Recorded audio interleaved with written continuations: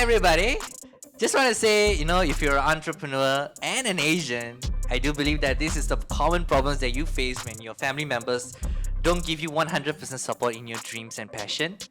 Maybe this is because we are raised in a conventional culture where 9 to 5 job is the way to go, and straying away from it is basically a crazy thought.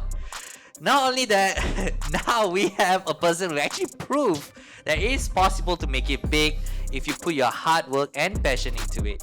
From being a person that called Coffee Boy to now a co-founder of a famous brand here in Malaysia and soon going to international borders. Ladies and gentlemen, for the first time in our show, we have the co-founder of Zus Coffee, Terence Ho. Hello. Nice to meet you. Thanks, Vince. Thanks for having me aboard. Yeah, we have a sound effect here. I know you don't have a. Okay, yeah. So Terence, how was your morning today? How was my morning today? Well, nowadays I start out my day definitely coffee. So that is why we have another coffee in the table. My mornings normally start off really early. I get off the bed at 6. Today particularly early. Started off at 5. Started off at 5. Rushing through the reports. So.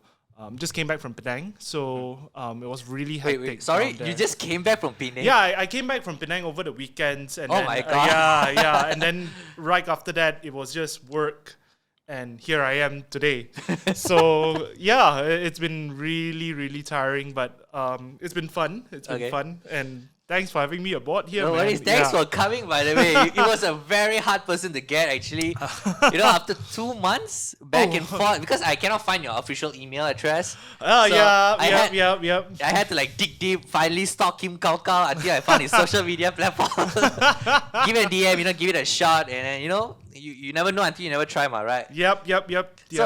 For the people who actually don't know who you are, before we get into the main topics today, all right. Please give us a little introduction of yourself and how did you became to who you are at the moment? You explain your journey a little bit. Okay, this is actually one that I get quite often, and they're always wondering, hey, what's the history? How do you come about to Zus and doing what you do? It actually starts probably about a decade ago when I first started my career as a barista. So never in my wildest thoughts have I thought that I would end up having a career as a barista. It always started with I've always been a person that loved interacting with people, interacting with different sorts of people. So that's how it actually started. I actually started in Starbucks.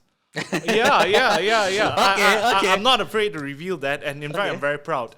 I think Starbucks, when I was a kid, started off as the kind of drink that it's like a treat. Your parents bring you over to Starbucks, and then it's like, damn, 18 ringgit, and then it's like those expensive treats, and then you have Asian parents, right, that come in. It's so damn expensive. 50. Yeah. I make you 3 in 1 coffee for you. Yeah, so you have that, and then it has always been my ambition or my wish list to work in Starbucks and get it for free. Yeah. I do believe you did that. And I did that. I started working in Starbucks while I was still studying in college. And what happened was right after I started my intern, so I had to leave Starbucks after working there for a year. And then went and do an intern in an office setting, doing all those kind of admin works. And then I swear to God, I can't take it. I can't take that 9 to 5. I do believe everybody, as an entrepreneur, everybody hates that job. So being exposed to all the different types of people, and then suddenly being caught in that small cubicle, and you have to face the monitor constantly for 4 hours. Then you go for lunch, then 4 hours again, and then you leave, and then you go get stuck in the jam. And I'm like, oh my God. It was horrible. So after that, I stopped. Immediately while I was still working there, I just kind of went through social media and. Are there any jobs? Just so happened, one of the cafes that I have been regulating with my friend had an opening for a barista. And immediately, I left that job, immediately started off as a barista, remembering all the happy times that I had at working at Starbucks. And I'm like, I'm going back there. Okay. And it's been history since. So I've been a barista for the last 10 years now. Are you still a barista? Yeah, in fact, my official position in Zus right now is as head barista. So Wow, okay. that kind of explains why I'm traveling around. So one of my jobs is to actually, because now that we have so many outlets in so many regions, and I would go over to the outlets and really going through what I went through as a barista. I know the pain. I know how the struggle of being a barista, especially in an Asian community. Go and ask them, hey, are you doing all right? Is Zeus treating you all right? Are you being respected? Yeah, are you being respected? Do you see a career here as a barista in Zeus? So that's most of what I'm doing nowadays, like checking up, hey, is the coffee good? Or is the customers being treated well? Are the baristas being treated well? I always have this belief that if you treat your staffs right, that's the way to go. They will look after everything else. Yeah. So from there on, I'm very glad that I'm still able to do what I have to do, making coffee. So Fundamentally, yes. yes. But no doubt, before it came to where I am today, in between of all the 8 years that I was in that cafe, I went from a barista, then going through management, then going through operation management. And so I'm very, in a way, blessed to be able to see the whole picture of how a cafe runs, and from then on being able to do what I'm doing today. I see. Yeah. So Alright. that's my journey thus Wow. far. In a summary.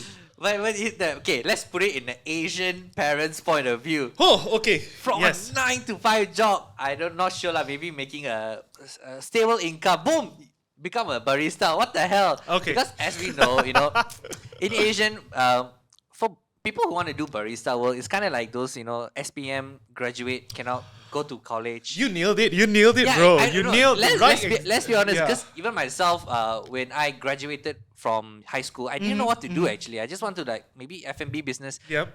I was working in TGV as a F&B. I don't know what they call it. Like The operators, the the one that are operator- yeah, serving yeah, the yeah. popcorns. Okay. so yeah. every time when I talk to the person there, right, most of my seniors are actually from graduated from high school, but Yeah. they no chance for college, so they just go there, like low paying job kind of thing. Correct. Yeah. I mean, if you look overseas, Oh, it's entirely different. it's entirely very, very different. Yeah. You mean, look, let us barista celebrities. They will There like, are. They there will go are, through yeah. like different cafes, make their Correct. traditional. Yeah. So how was that? Oh, it was horrible. I think in my first maybe 2 or 3 years, because the thing is, I come from a family where my mom is a single mom since I was 16, and I'm the oldest in the family, so it made it especially tough. Then I had my dad, who all he did was he told me that I'm gonna make sure that you have a degree, and that's all I'm gonna pay for, and the rest. what degree were you making? Okay, so I actually have a degree in international business. Okay. Yeah. okay. It's relatable. Yeah. Okay. Now it's relatable. During then, it's like, what the hell are you doing, man? Why are you becoming a barista? When you say you have a degree in doctor, then it's an entire different case. Not entirely incorrect. I actually did foundation in medicine Okay. before jumping to a degree. So my entire education has always been a bit of a mess. Yeah. Primarily because I cannot decide what is it that I really want to do. And during that age, you have parents that, hey, what do you want to do? What's next? What's after SPM? What's after O levels? What are you going to do? Yep. And if you cannot decide, right, it feels like there is so much pressure. And sometimes in life, I think you just really need to explore. Yep. You just need to go and see what is there outside. Unfortunately, we don't have that. If you don't have that it's called a gap luxury- year. Yeah. For us, it's like you don't work. You're useless. You get out of the house. Yeah. So I kind of went through that phase, and very fortunate that I have a very supportive mom. Shout outs to my mom, and she helped me through that period. So between I was 18 to 21, when I was kind of making my way up the barista career, the first 2 years were horrible. Pay was crap. Yeah, because Yes. entry level pay, Yes. no requirements. You can just I think at the time it was like 1,003, 1,002. 1,003. It is 1,003. Then I had to pay for my car, and I Wait, had was to, it a part-time job or full-time? it was full time. So I was Wow. doing a full time job while I was still studying. Wow. Yeah, Okay. for my degree, and was juggling between the two. So daytime I'll be doing my classes. Then right after my classes end straight, work till 12, and that was my daily life for about 3 years. Then, sure enough, my dad came by. He's like, why am I paying you? I Yep. mean, I paid for your degree, Yep. and this is what you're doing. You're going to be a cafe to serve coffee, a copy boy. That's where the Yes. statement came from. It hurt. It hurt at that point, but I basically told him I was a bit of a rebellious kid as well. So I told him, no, I love this job. I chose this job for a reason. I chose this to see the smiles on the faces of my customers. I choose this job because I love making coffee for people. And that was the stand strong point. That was like, nope, this is what I'm going to do. You stood firm on your thing. Yeah, Yep.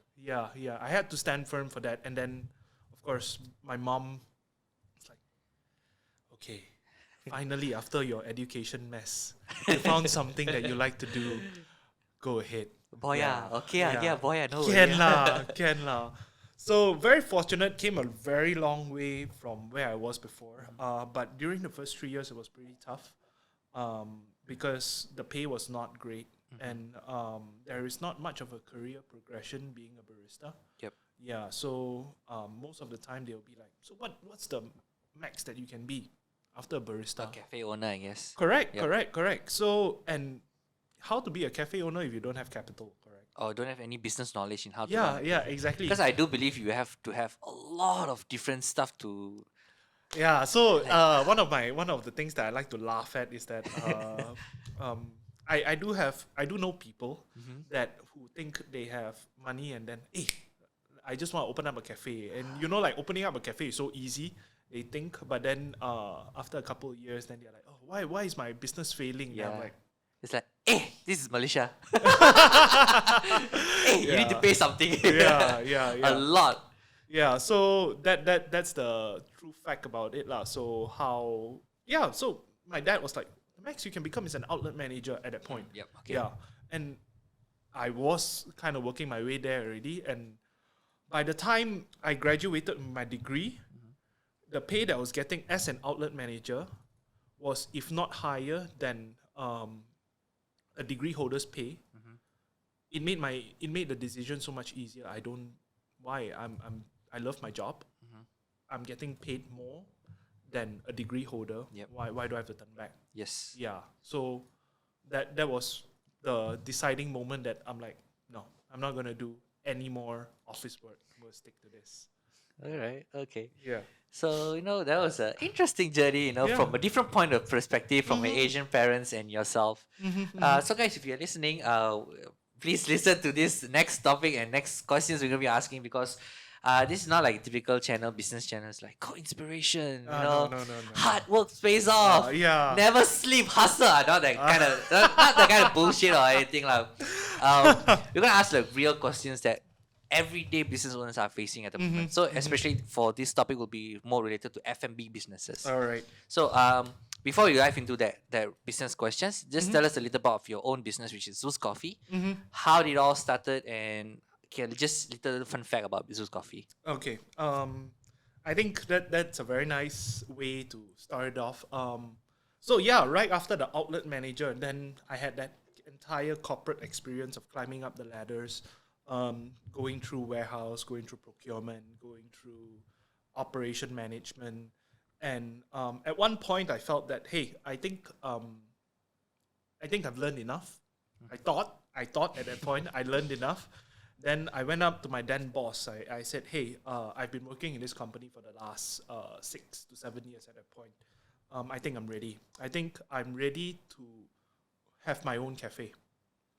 And then my boss, he was like a mentor to me at that time. And he's like, oh, yeah, sure. I will give you a good deal. You can start a cafe under the same brand. Which is Starbucks, is it? No, it was Okay, Coffea. okay. It was Coffea Coffee. Okay, I don't know okay. whether you heard of them. They have been around for quite a while. Okay. Then I started my own franchise branch. Okay. And then started Got running it. Okay, you want to hear the pains of being an entrepreneur? Yeah, be ready to take a pay cut. Yes, a lot. Be ready to take a pay cut. Be ready to drain through your savings. Be ready to lose your hairs. You'll never know until you try. You know that?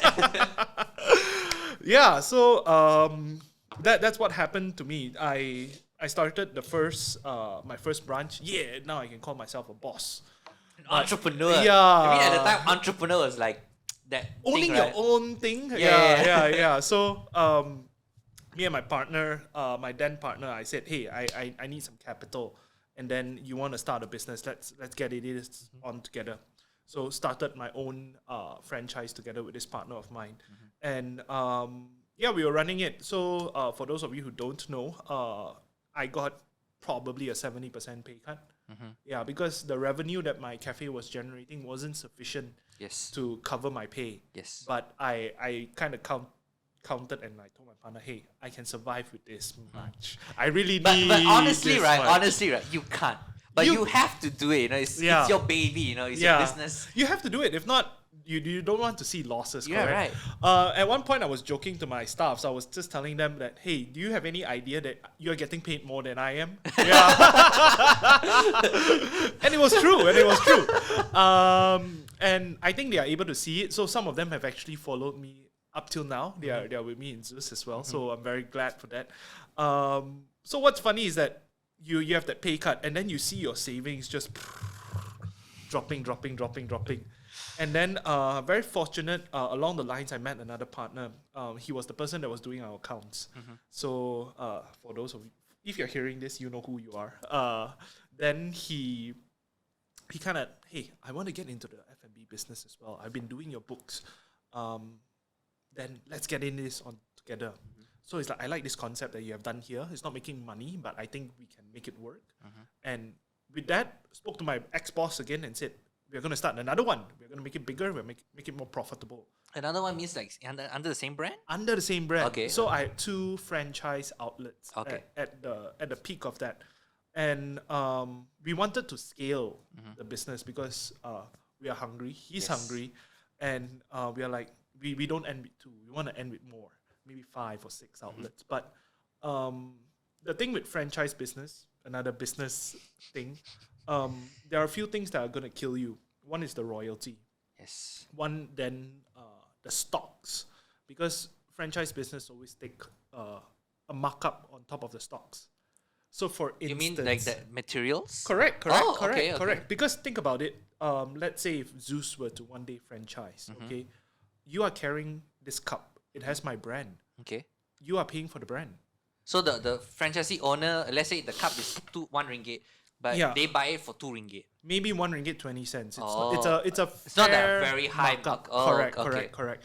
Yeah, because we are taking it upon ourselves to bring in the product, to bring in all this material beforehand. Then you will have a consistent supply. So that, and then we have to manage the logistics and whatnot. So those are where all the costs go to. Those are things that you don't see. Yeah. Yeah. And we don't hear as well. Yeah, correct. It's quite a common practice, in fact. So there's royalties, then there's franchise fees, and there's packaging costs. So all in all these things prevented us from continuing with that brand. And this is where we get to this. So we are like, but we are still keen. We are already in the business. We already jumped into the pool. Then what can we do? So we were just throwing ideas everywhere. So I'm a firm believer in the law of attraction, and you must always project what you want, and that doesn't mean just up in your head. You really got to like say like a mantra kind of thing, lah. Correct. Yeah. Make it intentional. So like if let's say you are coming out with me to coffee, I don't know what you are going to bring onto the table, but here I am saying, I really wish I can start a chain business, a chain cafe. I really want to improve the scene. And you might know somebody else that Yep. might be able to provide this thing. So come along and you're that person right now. Yep. We are just projecting the thoughts. And then he's like, hey, I know someone that is Yes. interested to do something like that. Yes. Yeah. And so that was how the founding members of Zus all came about. So it was from that one person that brought the other two people that came along, and then they came in and at that point there was no like, are you the right person or not, whatnot. We were just throwing ideas, and then ideas were coming back, and it's like, we can do this. Okay. We can do this. Okay. And then we started off with the brand, started off with the name, and I think it was the entire planning took about a year. A year. What was this during at the same time you were managing that? Correct. Were you planning to like take that brand as well? Or just want to create your own? At the time with that 1 year span. Okay, to be honest, there was a conflict of interest. Okay, Any understood. franchise business will always prevent you from going into another similar business, at least for a year or two. So now that this is water under the bridge, we had to forsake that part of the business. We had to do that to like really come clean. Yep. And I would say that was one of the biggest struggles I had when coming into when doing Zus Coffee. It was the whole first outlet scenario all over again, where Yep. these two cafes were paying me, my partner, and was upholding our entire income. And now we have to forsake this two And just to get put into Zus. like basically throwing every eggs into one Again, basket. yeah. Again, it was like, but okay lah, let's do it lah. We Yeah. saw what it could do. You know, take chance lah. That's part of our the thing that we have. Correct. So, partners came by. Then we all agreed and aligned with the idea that we wanted to achieve two things with Zus. One was definitely improving the industry, improving the accessibility of people getting our coffee. And then the second thing is, I'm a barista, so let's improve the livelihood of baristas. Just those two things. And yeah, we agreed on this, got the brand out, got the name out, and this is where we are today. Yeah. It's like listening to a documentary. You know? Chapter 1, chapter 2. I try to make it as clear as possible. It's actually an interesting journey, by the way. It's like starting from being unstable, then suddenly just throw it away, starting back. So of course, when first time starting back, Zus, your first outlet, I do believe it was in KL, around KL area, right? I'm not sure what's the name of it, but I know it's around KL, right? Yeah. So when we first started, it was at that point kind of like a pet project. Like we don't know whether it'll work. At the same time, we were just like testing the waters. So we got this small place. I think it's like probably 300 square feet. Wow. 300 square feet underneath a condo, underneath like a business Soho. And honest to God, you won't be able to see the outlet unless you purposely go and drive in. So in KL, you have all these condos that just pop up everywhere. Yep. And then it's just so happened to be one of these places. Yeah. And that's where we started. So we knew that there's going to be low visibility. So then... Was it because the reason you chose that place? I mean, from a business point of view, F&B, we need visibility. Was it because of the restriction of money that you had? That's why you have to choose. Yes. Or was it a very great location? Like a lot of people walking. What was the reason though? Okay, so it was more like the location was great. We knew the location was great, but at the same time, it was very hidden. It's like one of those back alley places. You wouldn't expect coffee to come out from a back alley kind of place. So yes, we were restricted by money. That was true. So we had to make the best of it lah. And I think answering the question of how our marketing, why did we spend so much, or why did we initiate marketing? It's also because of where we were. We needed that exposure. Got it. Yeah. So we're not going to pay. We are now obscured, but we need to get people to come over here. Yep. You need more eyeballs. Correct. And that's where one of my partners he he's the marketing guru. He comes and say like, okay guys, so this is the amount of money we're using to set up the cafe, and this amount of money I have to throw into marketing. Then we're like, that's a lot of money, bro. You sure you know what you're doing? Yeah. I know what I'm doing. I know. And then yeah. So that's how. It's like a Singaporean sitcom, you know. All right, guys, we only have $1 for the shop, and we have $1,000 for the marketing. This $1, you do whatever you can. Yeah. Right. Yeah. Speaking of marketing, so wait, the marketing, was it also part of the app development as well? Because I do believe the app was launched around 2020, right? Or was it before that? It was actually in development for quite a while. Oh, okay. Yeah. So we knew that we wanted an app. I think one of the things we were trying to overcome was the line that people, if you go to Starbucks or you go to Coffee Bean, there will always be a line, people lining up. So we wanted to get rid of that issue. We wanted people to be able to order beforehand and collect. And at the same time, we wanted to, we realized that there hasn't been a business that focus purely on delivering coffee. So we are like, okay, hey, I think this is something that we can work on, and we kind of strung our outlet so that we don't even have seating spaces, and that it's purely for Delivery. pickups Okay. and deliveries. Yep. So yeah, that was, so we strung the outlet and like told the marketing fella, hey, yeah, we saved some money here, and here's the money to go and go wild. Is it because of that, or because your money to spend in the shop was less? So we had to agree on that we are not going to spend so much on the renovations because look at it in a different way. I think this works for other business owners or aspiring business owners, is that your space only generates money when there's people in it. Yep. But when there's no people in it, it's a liability. Yep. It's a cost. So how often can you get people to be filled with it? And that applies to any brick and mortar kind of business. As long as there's nobody occupying it, it's a loss. Correct? Correct. So, and then that is how you should look at space. How much money are you earning per square foot? Okay. How much? It's all about numbers in a correct. business. How much cost is it per square foot to cover? Then you know how much you have to sell.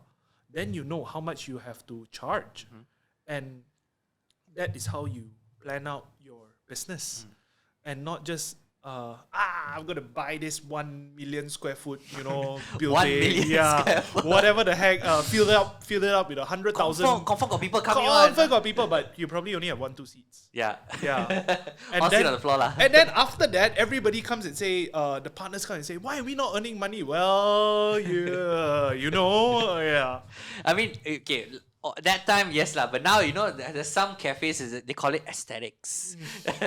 Rough material, industrial. Yep. That's the thing, Yep. So, it depends really what you want, what you're aiming for. So, that's how the app, that's how our marketing, that is how our entire system came into place. We kind of knew what we were trying to aim for. Yep.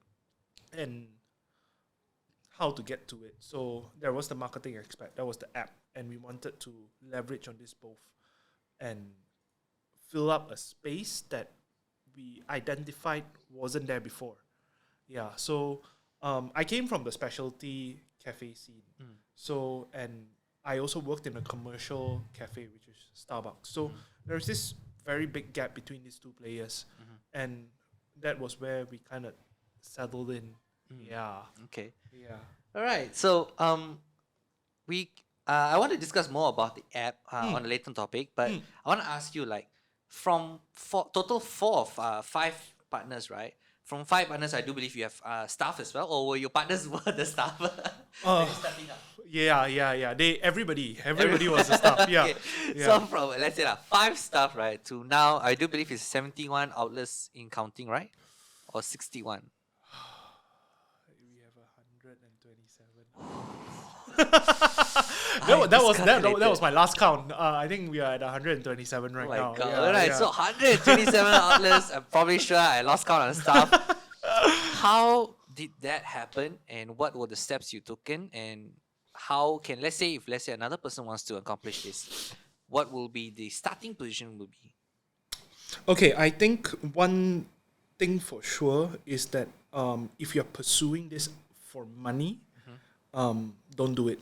Don't do it. No. Yeah, that would, I would say, yes, you should pursue for money.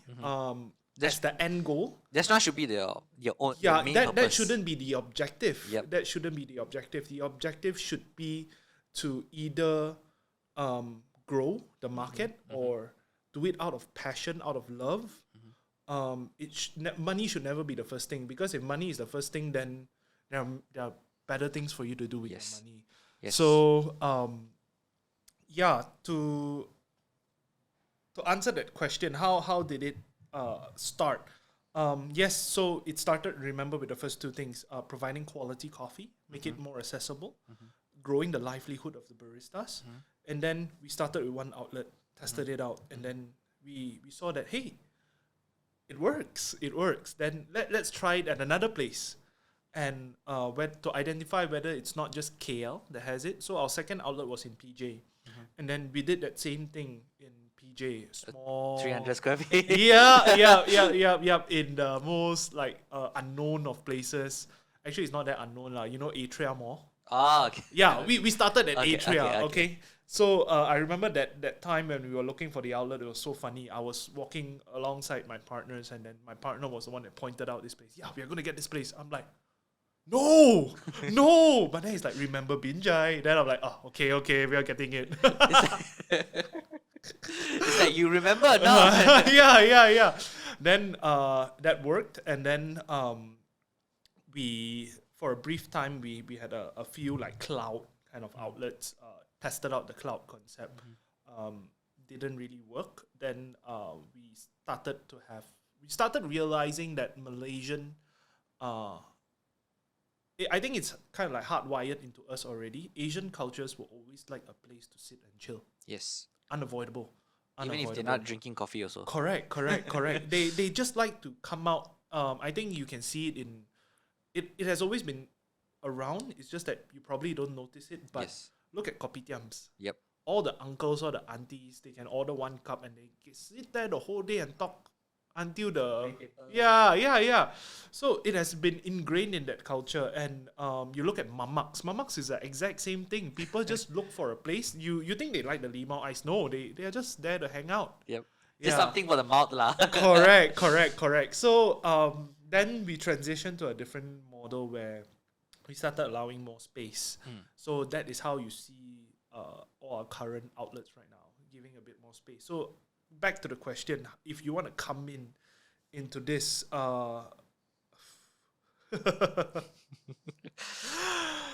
unless you're completely sure of what you're doing, or you have somebody that can really guide you along the way, I don't see competition as something bad. I see it as growing the industry, but be sure what you're doing it for. If you're doing it just because your dad has money, or your Self-proclaimed, self-made millionaires. Or correct. Then you want to get into this? Don't. Yep. Don't. It's a headache. It's a pain. Yeah. Why? Because you have to deal with staffs. Yep. You have to deal with empty outlets. Yep. Can you deal with that? Can you close down lost shops or not? Yeah. Can you say that, okay, it's time, this outlet is not making money, Close down. you have to close it down. By the way, you have to be prepared. Like have to fire staffs. I don't believe you have you fired staff before in your early days. I have, but never because of the business not making money. Okay. Never because of that. I always believe that no matter what, you got to look after your people first. Yes. Because opportunities will come, but you will not be able to meet that opportunity if your business is not running. True. So who is running the business? It's not just the atau that hey, you do this, you do that, you do this, you do that. No, you need the people. You need your frontliners. You need them to be there to realize that opportunity. So yeah, you want to get into this? Tough. I would encourage you to do so, but do so with with a proper objective in mind. Yeah, not money. Yep. Yeah. I do believe you need a mentor as well, lah. I Mm. mean, nowadays you look at it like those younger generation, they don't want to have a mentor. They feel like they know everything with like those free social media gurus they provide. I mean, someone I know, quite close to me, even he wanted to start a cafe where I told him, hey, like you say a conversation when he talked about, hey, I actually want to start a cafe. Hey, I actually know a owner of a cafe who's looking to franchise. Okay. Would you like to, Then he was like, really? But then I told him like, hey, but you don't know anything about being a coffee cafe owner. You have to know the being a barista and all. Correct. And I told him, why not I just work under him? Yeah. Be a staff, but I can, since he's my friend, Uh-huh. I can tell him like maybe coach him once in a week. And did that work? Here's the kicker though. Okay. I wouldn't be saying this story if it didn't work. It was like, actually, why should I work under him? I should go to college, study business for like 3 years, come out, Okay. and then open a cafe. Wow. Sounds so familiar, but you and I know that doesn't work. I mean, okay, no disrespect for people who's actually studying business, but in reality, if you want to do business, you have to actually do the business. Yeah, correct. You can't study that shit in a book. Correct. Now that I've been in business for a while now, the most valuable knowledges and experiences are actually doing it. Yep. Yeah. Yep. Yeah. And learning from people who are better. Yep. Yeah. Like a very good example, even myself, my major was multimedia design and animation. Okay. Now I'm running a production company, which when I started out, my story is a bit weird. When I started out, even before I even registered the company, I already had a lot of clients in. Wow, good job, man. But no, here's the thing: I didn't understand about cash flow. I didn't understand about expenses, monthly expenses, salary. If you ask any of my friends, my story was like, I started this when I was 21. Damn, okay. 21 when you have like 5 figures in your bank account. You're like, You can't say like, hey, I don't want to do. I won't spend money. Don't worry, I will jaga when. The moment you saw that kind of money, you will spend it. You will, bro. It's a trap. Yeah, I mean, if you see like 50,000 ringgit in your bank account, would you spend it or keep it inside? Okay lah. Now I'll keep it lah.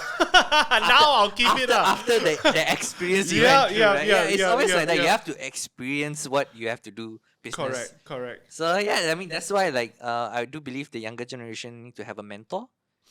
Yeah, they do. Someone needs to guide them, and they have to be open to being mentored. That's Okay, yeah. So I was just discussing this with another entrepreneur the other day, and one of the lines that I said out was you need to have enough humility to know when you need help. Yeah. True. That you're not enough. True. You're not enough. So you're not going to be the best. If you're the best, why are you still here? Yes. Correct? So you need to know when to, okay, I think it's time that we bring in more people, or we bring in more experienced people to pay for talent. Yeah, I think in Asian culture, a lot of people are very hardwired, especially the bosses. Yep. I own the business. I'm the best. The big I ego lah. know what I'm doing, Yep. and then the ship crashes. Then it's like, they blame everything else but themselves. Yep. Yeah. Yes. Yeah. Entirely true. Yeah. So, another key fact. Yeah, you need to know Alright. when you need help. All right, guys. So, all right. So next question is that, of course, we talked about starting up and now expanding to 100 plus over stores. But I'm pretty sure there's a lot of struggles you have to go through opening up each of the stores. So can you share with us one of the struggles you were facing and how did you overcome it? I don't think I have overcome completely everything. All right. How did you overcoming it? Let me change that question. Okay, so I think as you grow bigger and bigger, there will always be new problems. There will always be new obstacles to face. So things that were initially small problems in one outlet becomes a very, very big problem when it's 100 plus outlets. You don't even need 100 plus. You just need 5. So one of our mentors in the business has told us, who has actually scaled her business to a couple of number of chains already. I'm not going to mention the name, but she kind of told us that there are going to be milestones in any chain kind of business. You start your first outlet, easy. Second outlet, easy. Then you have 5. Then the problem starts. After 5, then 10. That comes the next problem. After 10, you have a pretty good impression of how you want to run the business. Then 30, then 50, and then finally, when you reach 100, it's a different ball game altogether. Yep. So I think that is where we are right now. We are also constantly learning new lessons. In fact, one of the biggest lesson that we were just talking about it this morning during our meeting. Communications. Communications. Like if you have one outlet, I'm the atao. I tell you, hey, you do this. Immediately he gets it done. Now you have 100 outlets. Atao says, you do this. Then it goes Yep. They don't do it. Yep. If you played charades, you know Yep. that it becomes something else entirely. And then they're like, why do I have to do it? Yep. And you know, previously this fella can argue back, why do I have to do it? And you can explain. But now it's like, I don't want to do it. You cannot hear it because it's just so far away. Yep. So those are some of the problems that we are facing, and we are still working it out. But let's talk about challenges that we have faced before. Let me think. Wow, he's thinking. That means a lot. Along the ways, there were plenty. While he's thinking, let's take a commercial break of you. Are you sure you want to enter this market?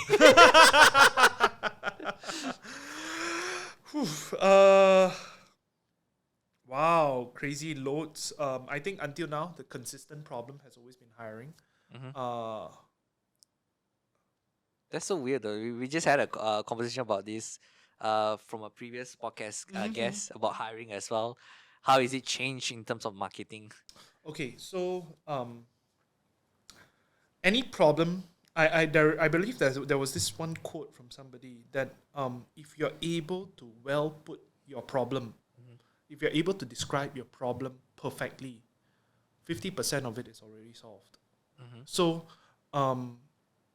then when you are able to do that, that means you understand your problem. So like, for example, hiring, we understand the problem. And I don't know how much of this is true, but it comes from our own understanding. In recent times, MCO, 2 years, what has happened? A lot of job losses, correct? A lot of people get retrenched. And then you have your GrabFood and Foodpanda that was coming up because everybody's at home, you know? Yeah. And everybody's scared, you know, they don't want to come out. So, of course, there will be a thrive in GrabFood, Foodpanda sales going up. Riders, like I was saying. Correct. And then now you have this bunch of riders for the last 2.5 years thinking that, hey, I can make good money. I don't need a degree. I don't need to go back to my previous work. I don't want to work in my previous work because as a GrabFood or Foodpanda rider for the last 2 years, I've earned this much. And I make more than that. And I made more than that, correct. Now that the economy has opened up again, Yep. people can go out. People don't need to rely on delivery so much. Then what happens to these riders? They complain. They've been so used to being their own boss, and I don't want to go back to what I was doing before. I mean, you tasted that sweetness. Correct. Why will you go back to the bitterness? So you don't understand. I guess in that sense, they don't understand that it's a circular economy. Money has to go in from somewhere and come out from somewhere. True. So now there is no money coming into this GrabFood and Foodpanda riders. True. And then they complain that, oh, Grab is cutting my commission. Foodpanda is cutting my commission. Oh, this big corporation. Correct, but they don't have the money that's coming in. You don't see the demand. Correct, there's no demand. And how are you going to thrive? You can't. So I think it's partially because of MCO, hardwiring people to think that they can be their own bosses. Like example, my sister. During MCO, she started her own business online, and she's 16 years old. Wow. She's 16 Wow, years another entrepreneur budding in the family. old. So what's funny is that she just sells gadgets online. Those online game gadgets, like I collected this rare collectible, I sell it to you. Yes, I'm. Yeah, right, I'm yeah, very right, familiar yeah, with that, right. Yeah. So I'm like, I tell her, Cheng, you can't do this forever. There's not going to be a demand. If you think this money is going to last forever, it's not. And you need to get a job later on as well. Yes. So Adaptation. you need to adapt. Yep. Correct. So I don't think there has been enough people in the economy that has adapted to the situation now. That's why there is a hiring problem. I see. It So, comes one full circle. Yeah. so that's why they don't feel like I don't need this kind of job. Correct. Yeah. Correct. So that's hiring. So we understand the problem. Then we just have to be patient, lah, I guess, in the current market. And yeah, that's one of the problems that we are constantly facing. Problem number 2.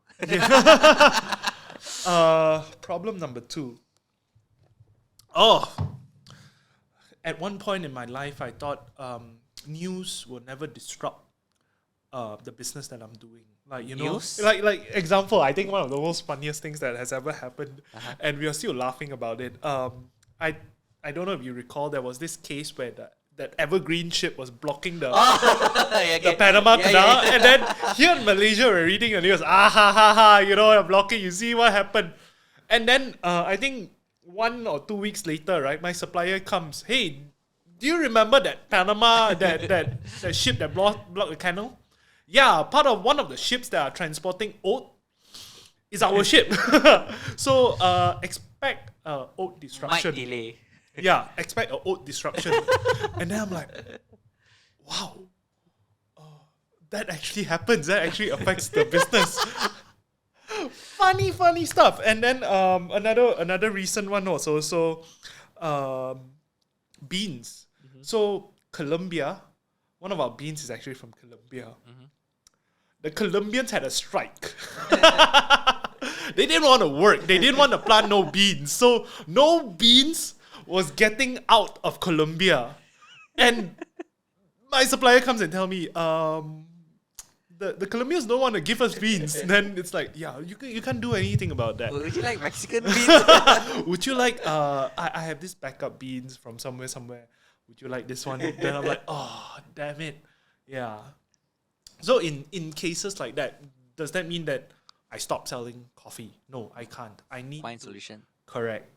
So I think behind the scenes, what makes this business smooth is also that behind the scenes we are constantly approaching the problem and then, no, we cannot disrupt the supply.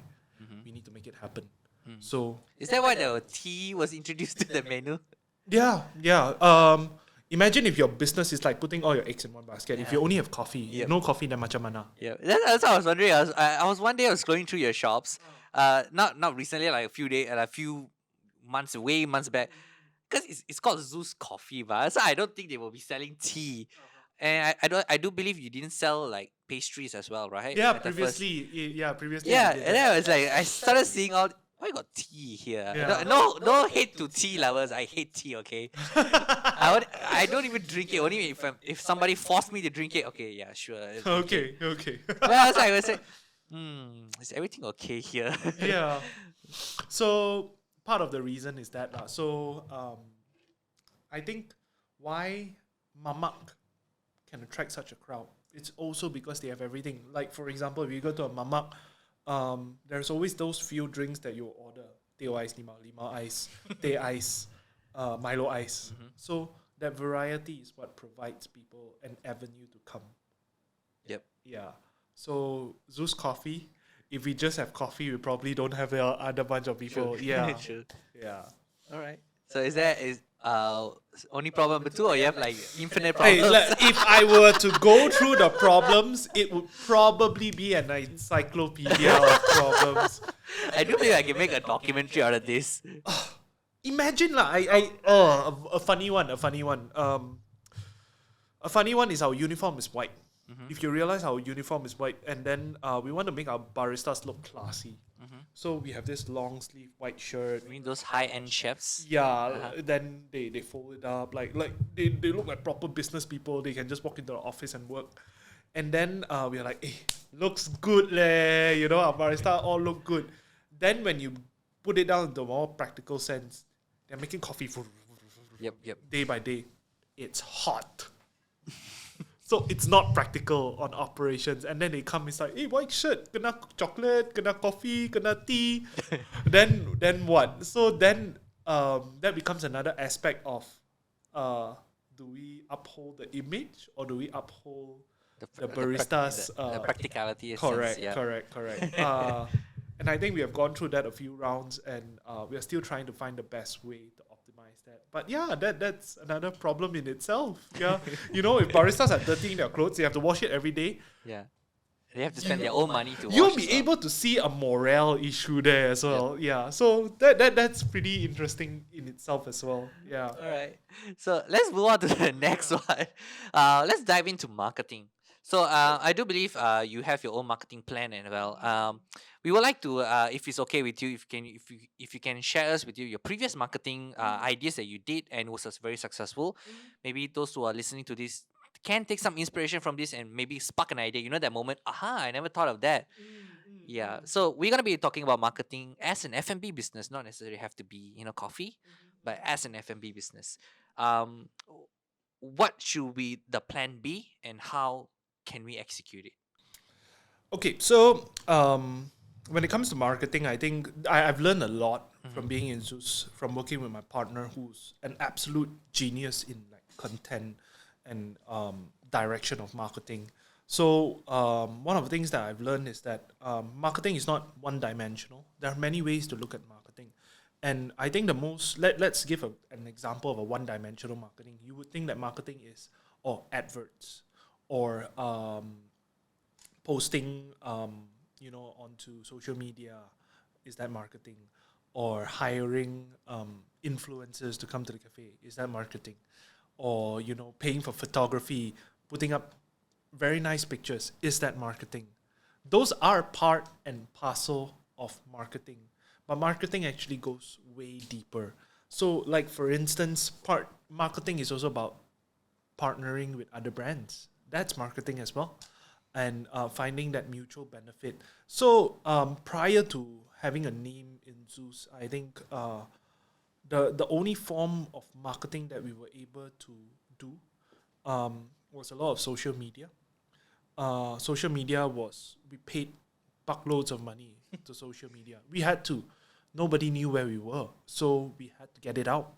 And okay, one of the most important things I've learned in marketing is call to action. Do you have a call to action? So just posting up pretty pictures, there is no call to action there, correct? So if you realize, like even McDonald's ads, they will make it very clear that this burger, how much, and then at the bottom there'll be a halal. Yeah. See what they done there? Yep. So they are gaining the Muslim community's confidence. Yep. They're telling the consumer how much it is, and It's safe to be. yeah, correct. Then it's like, why not you try? Yep. Why not you try? Yeah. So I think you have to kind of realize that there must always be a cause and effect. So you put out whatever you put out must have an effect. What is the effect that you're aiming for? A lot of entrepreneurs that I see, whenever they are doing all this, there is one thing to expose, another thing to execute. So when you're giving your brand exposure, what is the next execution point? And then let's say you spend 10K on exposure. How much of this 10K? It's converted into actual paying customers. Correct. That is actually very true. Correct. Yes. That's how you measure a successful marketing campaign. So throwing some marketing jargons as well. It's called user acquisition costs. Yes. User UAC. So imagine you have 10K. How much is this 10K going to reach out? How many people is it going to reach out to? And then out of this 10K, how many people actually buy? That's one. How many people actually stay? That's two. Yeah. And returning as well. And returning, yeah. Is it returning part of that acquisition as well? In the beginning, it's very hard because you don't have enough data to Yep. justify that. But So we went very, very basic at that point of time. In the beginning stages, it was just we throw this amount of money, how many percentage gets converted, how many percent stays, and how many percent continues to stay. Ah. Yeah. So if you want a tip on marketing, I think one of the biggest things that any brand should do is in the beginning stages, do not be lean with marketing. Do not be lean. Do not be lean. But at the same time, do it well. Do it with an objective, like I said, and do it with a purpose. Do it with a direction of what you're expecting from this money. And if, let's say, it doesn't hit your expectation, quickly move on. Yep. And let's say if you have 100K to throw in the marketing, don't throw all 100K to one campaign. Split it across. Yeah. Yep. Don't put all your eggs in the basket. Basically. Correct. So, okay, tip number 1. Yeah, give out free shit. Give out free that is stuff. actually true. That's how Give out free stuff. Yes. That's how I got to introduce with Zus, because there was a buy one free one. Correct. Stuff, right? Correct. So every first user that signs up on our app and orders through the app gets a buy one free one. Yep.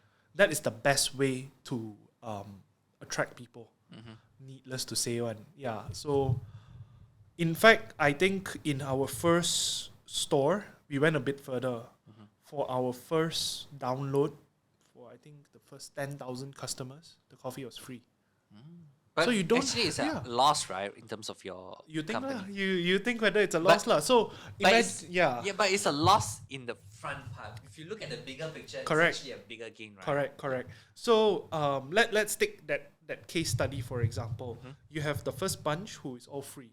Then you have the other bunch who's buy one free one, correct? So the first bunch, out of let's say the budget that 10,000 users, they get a cup of coffee, okay? And then the cup of coffee costs us how much? And then how many of them actually gets converted into a customer? That is your user acquisition cost versus your 10,000 users. But now, the customer has to buy one, then only they free the other one. So that means they are paying full price for one particular drink, and the other one they're getting it free. So that means I'm probably earning half cup. So then it makes more business sense because I'm able to acquire users still, but I'm also able to cover a bit of my costs. Yes. So in terms of efficiency, it's more efficient and it's more long run. Okay. Yeah, you get where I'm coming and from? I never thought about that Yeah. like in that way lah. Yeah, because I do heard a lot of stories like like those business documentaries, like those because it's nice to learn your histories, like whatever shit they done and like case studies. We don't need to repeat the same thing. Like I do believe recently I was watching this yesterday about Blockbuster. Okay. When they were moving towards the Netflix version of Blockbuster, say they did it the same way. Like you buy one, you get another one. But what they did actually, when they got greedy, was that buy one increased price a little bit. That is so basically it's just you're buying two lah, but they just frame it as buy one free one. Yeah. In fact, I like this. I was just seeing this interesting cartoonist, this Malaysian cartoon artist. His name is K. I think you've seen his works around before. So it's basically like a mountain of durian. At one side, it wrote 1 durian, 10 ringgit. Okay. 4 durian, 10 ringgit. Then it was appealing to this auntie. Then the auntie was like, wow, 4 durian, 10 ringgit. Another one wrote, was appealing, on the other side, was appealing to this uncle, which was saying, 1 durian, 10 ringgit, but buy one, get 3 free. It's basically the same thing. That's why we need a copywriter guy. Yeah. So it just intrigued me how wow, that's the power of perspective. Yep. And how you play it. Yeah. Okay. So let's move on to the last two questions. Let's not dive in too deep about the app because I do believe you cover this in different podcasts and shows as well. I just want to get asked in terms of the app how crucial it was in your business, because I do believe I think the app launched 2020. I'm not sure when was it launched exactly, but from my own point of view, I got to know the app on 2020 and I was a regular user because of that. So how did that became what it is now? Okay, so the app is actually developed in house, and then I heard of it's that. developed in house. We actually have a team of developers that are constantly improving the app. So we had a reference. We were referring to a lot of China businesses and how they were operating in China, and a lot of them had their own app. Mhm. So the app market in China is just insane. Every brand has their own app. Every brand has their own call to action, and we were referring them and studying them. It's just like we need one too. We need one too. So if you realize that there are not a lot of brands in Malaysia that has their own app, even if they have their own app, it's not as user friendly as Grab. Yes. For example, Grab is a super app. So we felt that the entire Malaysian market didn't have a local brand that had an app strong enough where you can confidently say, if I want coffee, it's this one. Mm. If I want what, is that one. Mm. Everybody just kind of like streamlines it to Grab. At the time, was it Starbucks app was? Starbucks actually had an app very long time ago. Yeah. And it's actually decent, but it's not fully Is utilized. I don't remember it was for delivery, right? Just for collecting the points. Yes, only, right? it was Yeah, just yeah. for collecting points. Yeah, Yeah. okay. So it's like you can do so much more. Yeah, Yeah, yeah. with that, correct. So that was how we started. We wanted to do more with the app, so we provided pickup, we provided delivery. Then kept asking ourselves, what else can we do with the app? And that's why we wanted it in house. In fact, that was one of the biggest things that we spent on in the beginning stages. Yeah, we believe that tech was very crucial to any startup company. Yeah, because you need to be always ahead of your game, Yes. and you can't be using a Nokia, correct? In Nokia the iPhone world. in an iPhone world, correct. Not that I hate Nokia, it's just that they haven't caught up. Yep. Nokia said this one thing. We don't know what we did wrong, and that's why they are where they are today. Yep. Yeah. So that's where the tech came in, and another one of the biggest factors for the tech is that we live in the social media world. We live in a tech orientated world right now. Regardless of whether you want to deny it or not, it's coming. So then what is valuable in a tech orientated world? Data. Yes. Absolutely true. I totally agree to that. Data.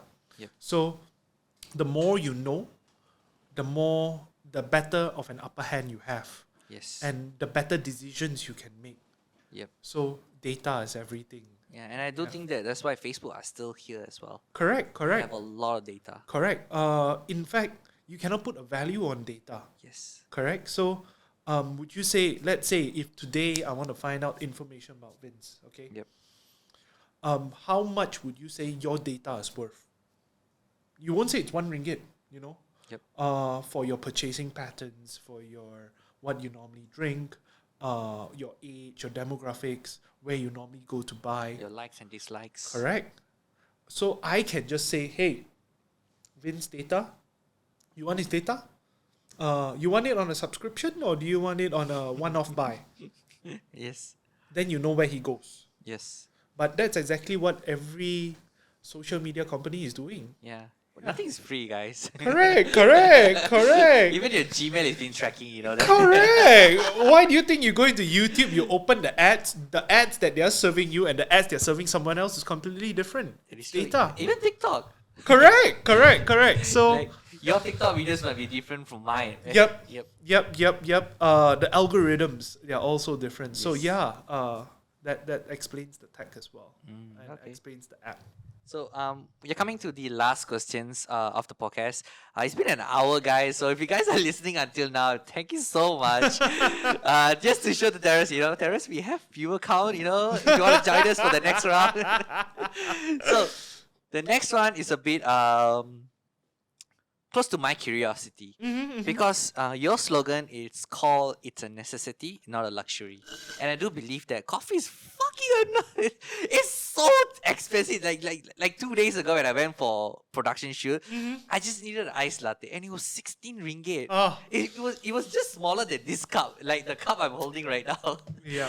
And okay, this is like about less than $10. Yep. 990. Yeah, 990. Yeah. Yeah. And okay, so I know where you're coming from. Like you want it to be necessarily affordable as well, but with at the moment global, the global crisis we will say lah, and stock shortage and everything.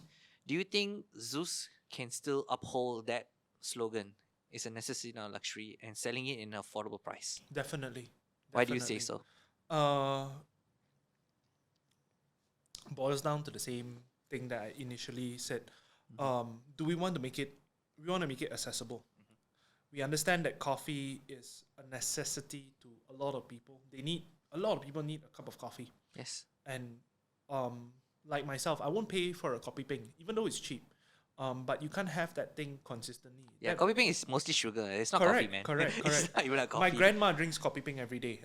Most of the older generations have those type of beverages, and then what do they end up with today? They end up with diabetes. Yes. Correct. So, and I've been very blessed in a way to be able to travel to many countries and to be able to see how the cafe and coffee scene is there. So one of the biggest examples is Australia. Number one is the minimum wage. So the minimum wage allows them to afford good coffee, anywhere, anytime. And you just have to kind of like walk along the streets and then, there's another coffee. Do they serve good coffee? They serve very decent coffee. Any of the cafes in in Australia, if you were to pluck them out and put them in Malaysia, they will be serving very, very good coffee already. So, and when I go in, it's like $1 Aussie, $2 Aussie. Huh? Bro, yes. What? 2 Aussie? Okay. And their minimum wage, What? $20 Aussie. What? You work in a McDonald's. That's $20 Aussie. Walao, what the hell? In 10% of 1 hour, you can afford a cup of coffee. What? Two Aussie dollars. $2 Aussie. You pay 4, you can get extremely good stuff. Wow. So, and when I was there, I was like, there's something wrong with Malaysia. There's something wrong why are we charging so expensive? Why can't we? I mean, don't look at the conversion rate lah. Like just like 1-on-1. If it's $1 Aussie, $1 ringgit. Wow, 2 ringgit you can't even get anything. Precisely. And then I asked myself, is Malaysia similar in that sense? Can we achieve something similar in that way? You want me to be honest? We are not there yet. We are not there yet in Zus. We are trying. It's a much bigger thing than just us. It also on the government, on the entire economy of Malaysia. So we start with what we can do. We start by paying our barista slightly higher. We start with making the product even cheaper. And if you ask me, my ultimate goal is to make it as low as possible. Yeah, and I think every time an inflation hits us, and in fact this recent one has actually affected our bottom line quite heavily. Yes. It was like all the partners came together. Should we raise price? Raise price? It makes sense to raise price. Everybody is raising price. And then we're like, no. We will raise certain drinks. So there were certain drinks that were raised. We cannot avoid that. But the ones that people are having on a constant basis, those were never raised. Yeah, we maintained to that. So that was what we held on strongly, despite the fact that our bottom line is affected.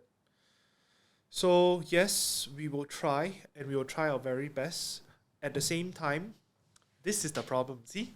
Remember you were talking about a problem earlier? Yes. This is a problem. So how do you solve this problem? Yes. Then inflation only affects a certain number of people.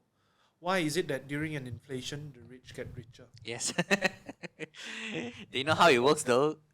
Correct. Yes. So when that means there is certain amount of money that's being converted to this bunch of rich people. Yes. So they do have the money to afford.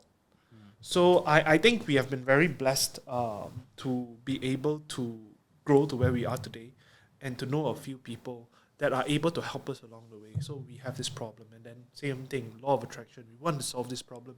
We want to make it affordable. Then we start selling the idea out. We still want to maintain our price. We still want to maintain this quality, but this particular ingredient is too expensive. And we know that you are supplying this ingredient. Can you align yourself to our goal? And then this person comes and said, okay, I can give you this at this price. I'm not in it for the money. I have money. I can give this to you at this price, and I also want to see Malaysia's industry grow. So that person has enabled us to continue doing what we're doing. Yeah. So I never believe that price inflation is the end of things. It should actually make you more hungry, make you more creative, make you more desperate to find things, to find solutions, to find directions. Yeah. Okay. So another few years, make sure one coffee is RM1. Oh, I hope so lah. I'll be a loyal so customer lah. forever. I will put a tattoo here. Zus, thank you, Terence. I really hope that comes lah. All I right. really hope. So we come to the end of the podcast, and it's been a very great 1 and 10 minutes kind of session. It's quite longer than the previous videos we shot, but I do believe that whatever you say is very valuable for me as well and for the listeners. And is there anything you want to add up before we end the podcast? I think this is one of the things that I have always would like to give credit to. I would like to thank God for where I am today. Wouldn't be where I am today without him. So I would also like to thank my mom. And also my family. They have been super supportive. Me being the eldest, Yes. they have been super supportive. And also my business partners that one of them has been with me since my entire career. So The first ever. yeah, shout outs to him as well. So, and to all the baristas in Zus that make it happen. Yeah, really, really, really. I feel you. Right, guys, if you guys have any more questions, you can let us know in the comment section below. I can send it to Terence and tell him, Terence, please answer our comment sections. If you guys are looking to join Definitely. Zus as well, you can go become one of their Zus families. Yes, yes.